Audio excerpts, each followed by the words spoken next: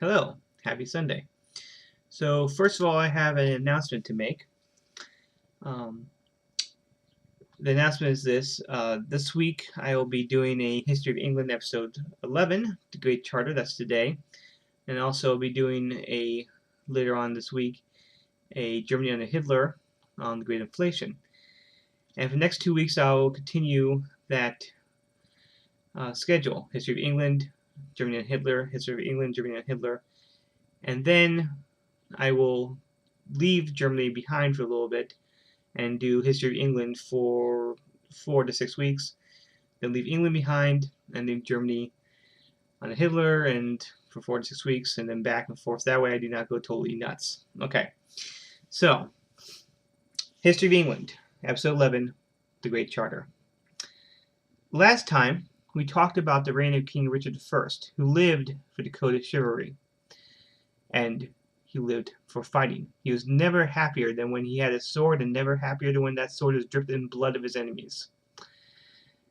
And I mentioned about he really didn't care for England, except as a place to take money.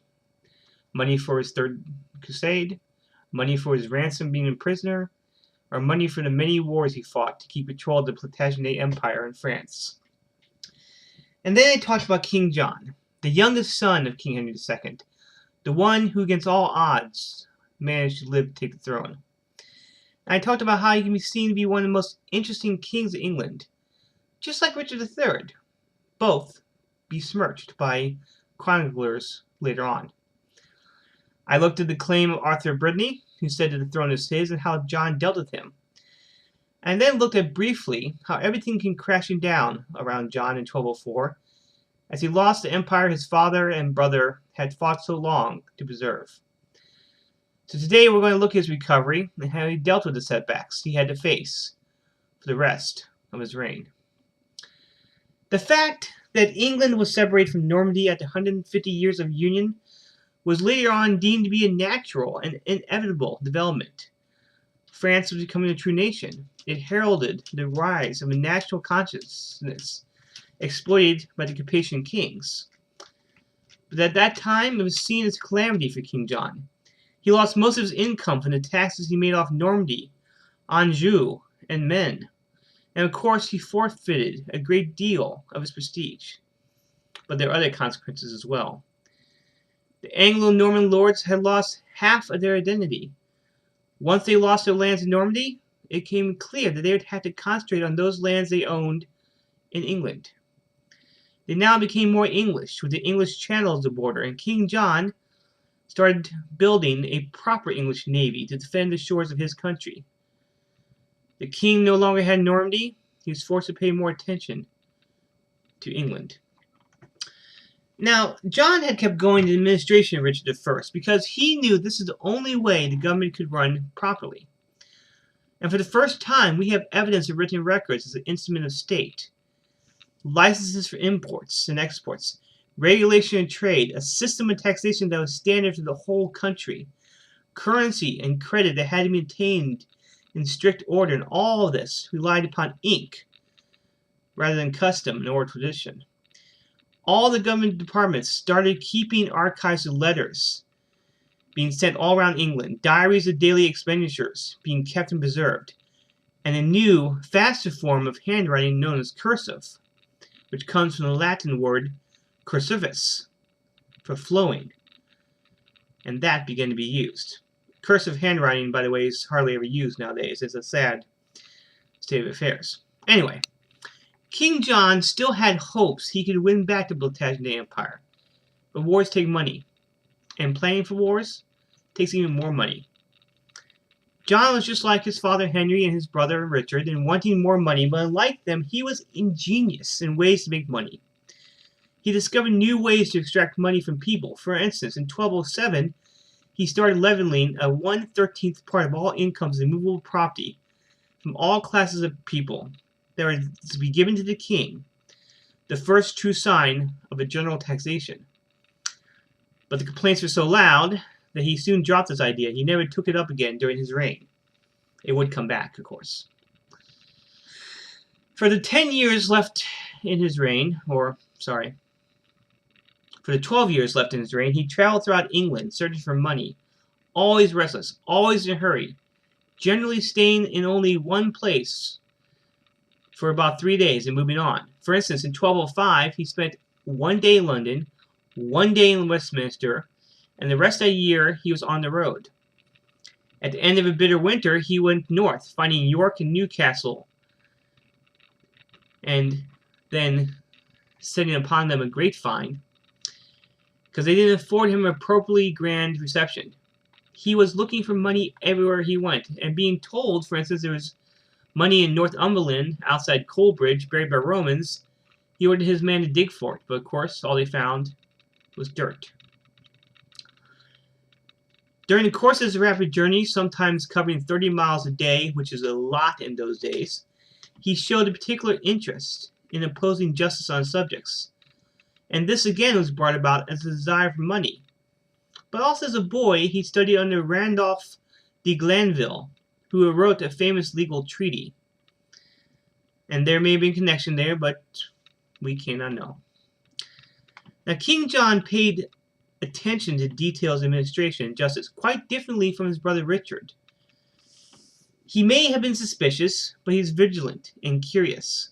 Most of the people had never seen a king in their lives. But here he was, in all the robes of state, literally questioning, charging, judging. His voice was a voice of law. He loved weighing fine gems. He would literally glitter with jewelry. He also bathed regularly, and many times in a day, a practice that many in the time did not even bother doing. But he was known to say that the body of the king is sacred, so he might as well be clean. Now, during this part of his reign, from 1204 to the end of it, 1216, prices were rising, and a quickly increasing population meant that common resources of life were becoming more scarcer, more expensive.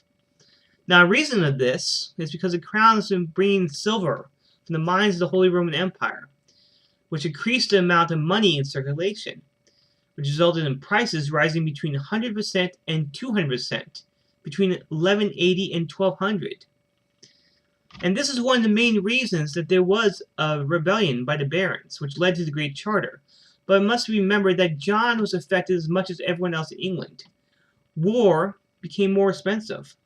And the problem got worse as John tried to correct this inflation by taking money out of circulation to pay for his military, which resulted in a recession. Now, after the collapse of the Plantagenet Empire in 1204, John started to assert himself on the island of Britain.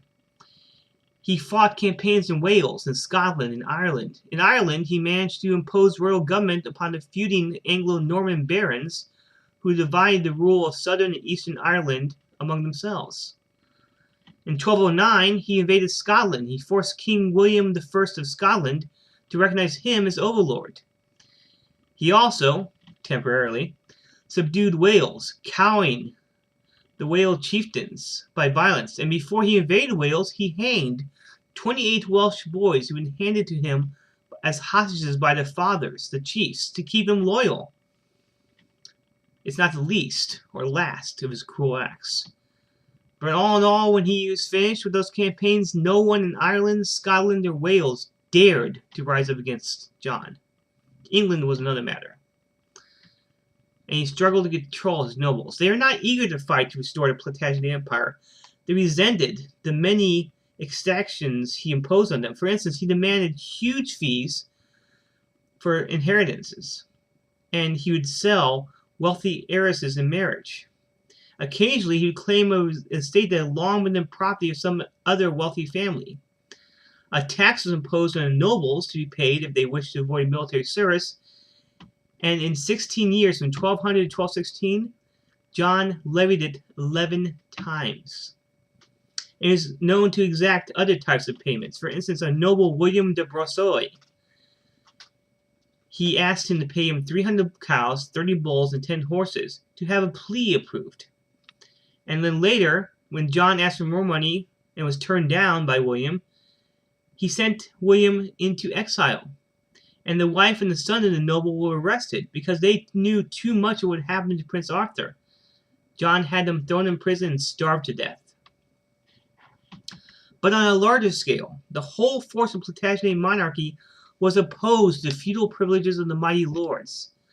The growth of bureaucracy of central administration curtailed the powers of the barons to make money out of the resident population. Business went from the local courts run by the barons to the royal courts. They were losing money. Now, historians look back and admire the things that John was doing. He increased growth. He made royal government more complex. But at the time, it simply meant that John was dipping his hand into pockets that did not belong to him. The growth of army and mercenaries also restricted the power of the nobles as the martial leaders of England. See, many of them still believed in the code of chivalry, and they saw themselves as latter-day knights of the Round Table. But King John was not King Arthur. The only holy grail he cared about was gold. He didn't care about sacred affairs either, it must be said. When the Archbishop of Canterbury died in 1205, John refused to fill the role. He used the money from the wealthy see to get rich. Now, he'd often used this as advice in the past with other bishoprics. And Pope Innocent III waited, knowing the way royal minds worked, but finally, in 1207, he appointed Stephen Langton to the vacant see. Now, Langton was a great choice. He was an Englishman from Lincolnshire. He was a superb professor of theology at the University of Paris. He was cardinal priest of a church of St. Crogonius in Rome, and he was a canon of York Minster. But John had not chosen Langton. He fell into a fury that was carefully staged. He yelled, "What does this Pope think he has to do with the affairs of my kingdom?" He made it clear to anyone who would listen that, like kings before him, John would appoint the bishops and archbishops of England, only those he believed to be loyal to John, not a far-off bishop of Rome. He refused to allow the Bishop of Rome to appoint Archbishop of Canterbury without royal assent. He banished from England the monks of Canterbury who agreed to the request of Innocent III. He then seized all the English offices held by Italian bishops and refused to allow any papal legate to enter England. In the spring of 1208, Innocent III had enough of this royal temper tantrum. He placed all of England under interdict, which forbids any church service to be held, all sacraments banned except for sacrament of baptism for the newborn and absolution for the dying. And John retaliated by seizing all the churches and all the church lands on the principle that a non-functioning church did not need property. And for this, he was excommunicated in 1209, which meant, in theory, that the clerical administrators no longer deserve or obey him. Now, some clerics did flee for his court, for France and other places overseas. But most of the ecclesiastical lawyers and administrators, along with most of the bishops, decided to stay in England to keep the country stable. England itself was relatively unmoved by papal displeasure. But then again, England never really paid attention to the decrees of the See of Peter. The English court and the See of Peter had long negotiations. And eventually, John agreed, okay, Stephen Langton could come into my kingdom on the clear and stated agreement that this is not to be seen as a precedent, that no future pope would be allowed to appoint the Archbishop of Canterbury without royal assent. But Innocent III wanted better terms, and so there was a cold war between the church and John. Now, if it can be said that trouble comes in threes, and for poor King John, 1209 was a very bad year. The first sign of eternal rebellion began that year when some of the northern barons started to communicate with King Philip of France over the possibility of Philip invading. Of course, at the time, John was busy invading Scotland, and he was asserting his authority over the north by doing so, and because of this, the conspiracy quickly faded away like so much wind. But 3 years later, in 1212, John, feeling that the worst was past, made overtures that he was going to refortify his castles in the northern lands, a place where the nobles had pretty much always been independent. And rumors started to spread that the barons were planning to depose John, so John demanded hostages from them. And the following year, he razed the castles of Robert Fitzwater, who was rumored to be the leader of the rebellion, eventually forcing a fragile peace to be restored between Fitzwater and John. But John had way too many enemies, and so he decided to placate the most important of them. In spring of 1213, rumors started to spread throughout England that Pope Innocent III had sent a letter deposing John and urging King Philip of France to invade England. So John quickly surrendered. On May 15th, he gave in to everything the Pope demanded, all his claims, even went further, yielding England to the Bishop of Rome and receiving him back as a fief, meaning he is now the feudal vassal of the See of Rome. Now in this way, even though it was an abject surrender, King Philip had to cancel his plans to invade, since now to invade meant he was going to attack a realm of the church, and he did not wish to be excommunicated. And by John doing this, he would keep his rebellious barons from rebelling, because they did not want to go against the church in this day and age. In fact, Innocent III proved in the future to be the strongest ally and defender of royal power that John had in his corner. And deciding that he was now strong, John decided to press home his advantage and make one more attempt to restore Plantagenet Empire. He created a coalition of princes from the Holy Roman Empire Emperor Otto IV and Joan, the Countess of Flanders, and agreed that if they helped, he would help them take part of France for themselves. So they were to invade France from the northeast, and John would invade it from the west. The strategy was excellent. The execution, awful. There were countless confused skirmishes and sieges until on July 27, 1214, the armies of Otto and John were defeated at the Battle of Bovine, the last battle for the Plantagenet Empire. John had lost everything for which he had cared the most. The Battle of Bovine is the harbinger for the barons to rebel. They may not have cared much about the loss of the empire, but they are so angry that so much money had been wasted in a lost cause. The king had misjudged, he'd shown his military ineptitude, and now a baron party emerged, angry at everything that I have discussed so far. From imposing fines and taxes, from the predominant advice of evil counselors as they saw it, and the decay in their social and military preeminence. The barons had enough of the authoritarian, ruthless rule of the Plantagenet family. Remember, they were not just angry at John, they were angry at Richard, they were angry at Henry. So their principal areas of the revolt were the north, the west, and east Angolia. Angolia, that's in Africa.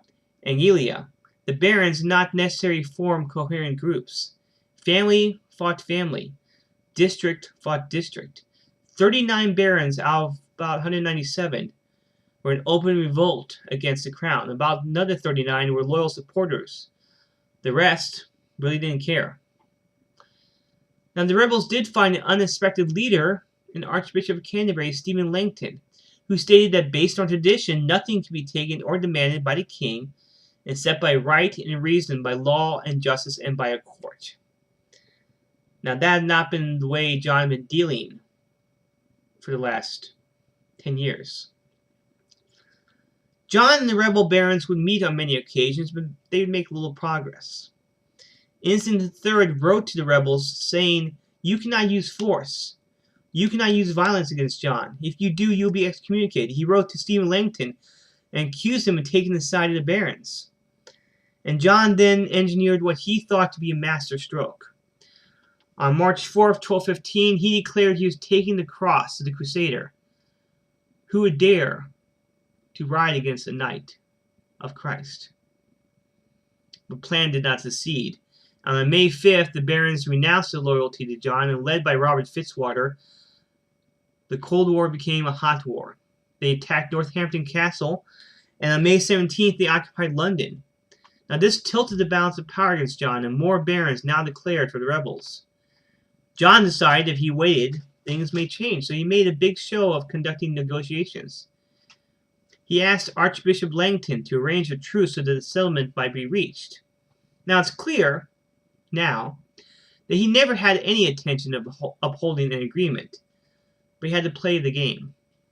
He believed he was in the right against his rebellious subjects, and Innocent III agreed with him. But the barons agreed to meet at Runnymede on the Surrey side of the Thames, near Windsor, on June 15th. Now, some informal notes exist that seem to be taken down at the time of these negotiations. They may reflect what the king actually said. King John declared he would not take a man without judgment. He would not accept anything for justice. He would not do injustice. The barons stated that he wished to readjust the balance of power in their favor, wanting to be secure in their lands and castles, unmolested by the king and his men, and freed from the financial exactions imposed by John. And various meetings were held between the opposing parties, and Langton acted as a go-between. A preliminary document was drawn up by a chancery clerk, known as the Articles of the Barons, known by us as the Magna Carta, or the Great Charter. Now, it's called the Great Charter not because it was important, but because it is long. Yet it was the work of a highly intelligent and experienced administrator, who in an almost literal sense stood by the side of the king to urge compromise and restraint. We don't know exactly who wrote it, actually. This great charter was instrumental in persuading the barons to come to terms more and wider than what their own private interest was. On June 19th, the agreement was reached, and barons gave John the kiss of peace, and he granted the charter. By June 24th, copies have been made and sent over all of England, and we have still 4 that can be seen. I know one of them, I believe, at least a few years ago, was in the National Archives in America. And one of those preserved is in Britain, in the Continental Library of the British Library. It has about 86 lines written on a skin of parchment. It is shriveled and mutilated, and has survived at least one fire to reduce the seal to pulp. It was brought by Sir Robert Cotton in the early 1600s from a tailor who was going to cut it up for his own purposes. Thank God he saved it. But once the copies had been completed by the clerks, the sheriffs in each county court would read out the Great Charter. Now, I must stress, this is not a new code of law. It's not a summary of the great principles of law either. It's essentially an attempt by the barons to restore the state of affairs that existed in 1154 before Henry II took the throne. It does not represent some spirit of progress or development in human affairs. In fact, none of the signers would have known or cared what those words meant. It's a reactionary document. The villains, which is what the people who lived in England who lived in the English village are called, and the slaves, which are the largest part of England, were never mentioned. They were, in fact, the signers didn't care about them. The unfree had a progress, yes, but it was a slow and uncertain one that would take centuries. This is a charter for the liberal homo, or free man, of England. Now, many specific measures are adopted in the 63 clauses. The old liberties of the church to be respected, taxes not to be levied on a nation without the approval of a common council, which is made of archbishops and bishops and earls and barons and tenants-in-chief. Basically the leaders, not the people. The charter stated no one was to be made a judge or sheriff without adequate knowledge of the law. The courts of law be confined in one place, did not follow the king around England. The towns and cities of the kingdom would be allowed their ancient freedoms. Free men would be allowed to travel freely. Forest law was to be eased, and all the forests created under John would be opened. No free man was to be arrested or thrown in prison without the lawful judgment of his peers or the law of the land. No one is allowed to sell or buy or deny or delay justice. And these declarations of the Magna Carta are still on the books in England. There's no central doctrine, no theme to this charter. Okay? It's piecemeal. It's adaptable. All its clauses able to be given new meanings over time. It's a living, breathing document, I guess you could say. Its underlying consequences were only slowly understood. It's reissued 3 times, only made law in 1225. It's ratified 38 times by various kings, the last of them being Henry VI. But before he even put his seal on it, John had decided he's going to ignore it. The 63 clauses meant nothing to him.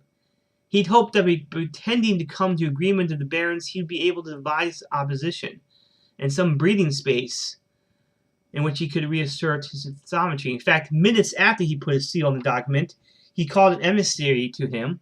He sent that man to Innocent III and claimed every concession won from him was insult to Innocent, who was, after all, his feudal lord. He ordered all his castles to be provisioned and fortified.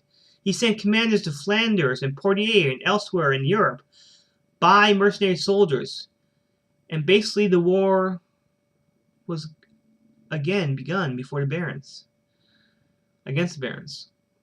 Now, on August 24th, 1215, Innocent III sent letters annulling the document, annulling the provisions of the Magna Carta, saying it was an insult to his authority over England, stated that if the king obeyed it or the barons enforced it, they would be excommunicated. Now, this is way, way, way too late. The Cold War had become a hot war once again. See, John seized the lands that belonged to Robert Fitzwater. He knew that now he had the upper hand, the largest number of fortified castles, a professional mercenary army. And hearing that some rebels had taken refuge in the castle at Rochester, he laid siege to it. He helped undermine the castle by tying burning torches to pigs and herding them into wooden galleys built beneath the stronghold set on fire. Now, many of the other rebels fled to the walls of London. It might have been possible for the king to lay siege to London, but the undertaking was filled with risk. So John decided to ignore it. They can stay in London. He would go off and destroy the castles of the rebels one by one. He marched north, where many of the barons were from, and he laid waste the land from Nottingham to Berwick, leaving behind blood and ruins. Eventually, only one rebel castle, the castle of Helmsley in Yorkshire, was left. In London, meanwhile, the rebel barons called on the aid of King Philip to promise that if he helped, they would give their crown, they'd offer the crown to his son Louis, whose wife was connected in blood to the Plantagenet family. So in the spring of 1216, Louis landed at Dover and he marched unopposed to Rochester. He captured Guildford and Farnham and Winchester. God, it seemed, was on the side of Louis. The great earls of England, many who had been supporters of John, flocked to submit to him. John retreated to the west. He spent the summer of 1216 in various sorties, trying to break out of Dorset and Devon. He finally broke out in early September and marched east in Norfolk and Lincolnshire, but he did not manage to do anything important. Now, the tale is told that during this time he lost his treasure and the crown itself in the Wash River, whose tide rose too fast. It's a nice story, but I think it's that. Just that, it's a story. The truth, most likely, is that he had spent everything he had by that time. But we cannot know for sure. The truth has been washed away by the tide of years. Anyway, he must have known his end was nigh. He was sick with a fever. He was sick with dysentery. He died in the fortress of the Bishop of Lincoln at the age of 49 on October 19, 1216. He was buried in the Cathedral of Worcester, with his tomb in the shadow of the English Saint Bishop Wulfstan. Now, in 1797, historians opened up the tomb to find that he was 5 feet, 5 inches tall, and was buried with his sword as a proper king. He was the first English king to be born and to die in England. At his death, the throne was supposed to go to his son Henry, but Henry was 9. How can the boy take the throne? Would it even be allowed? And that's the story of next time. So what can we say about John that's not already been said? He was greedy, it's true, but no more than those who'd come before him. He was harsh and inflexible, but the same can be said about all the kings who came before him, going all the way back to William I. Yes, it was unfortunate that he ruled at a time when the Plantagenet Empire was lost to a mighty, wealthy king of France. Yes, it's unfortunate he ruled at a time when prices were rising. Yes, he happened to rule at a time when the barons turned against him, but all these things could have happened no matter who had been king. If Richard had lived, it would have happened to him. And who could say Richard had been able to do anything different? And the same can be said if Arthur Brittany had lived and managed to take the throne. The times they were changing, and John was unfortunate enough to live and rule during the times. But out of his rule emerged a new, or at least an intensified, sense of England. That is the meaning of Magna Carta. That is the meaning of the Great Charter.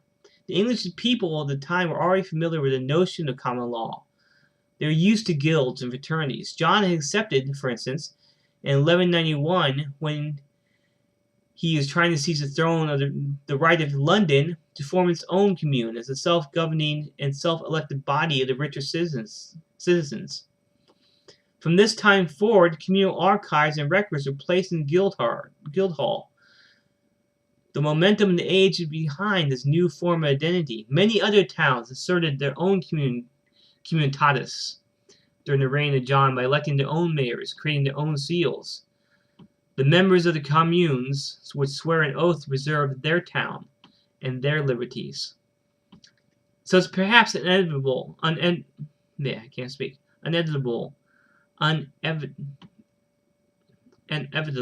the barons in rebellion against the king would assert the values of the Comuna of England, would introduce the concept of the Comuna Tortius Terra with all its liberties. This became known in the reign of Henry III as the community of the realm. There would even grow recognition of the community of the village. England was waking up, and this story needs to be told. Guess who's going to tell it to you? Until next time, my friends. Till next time.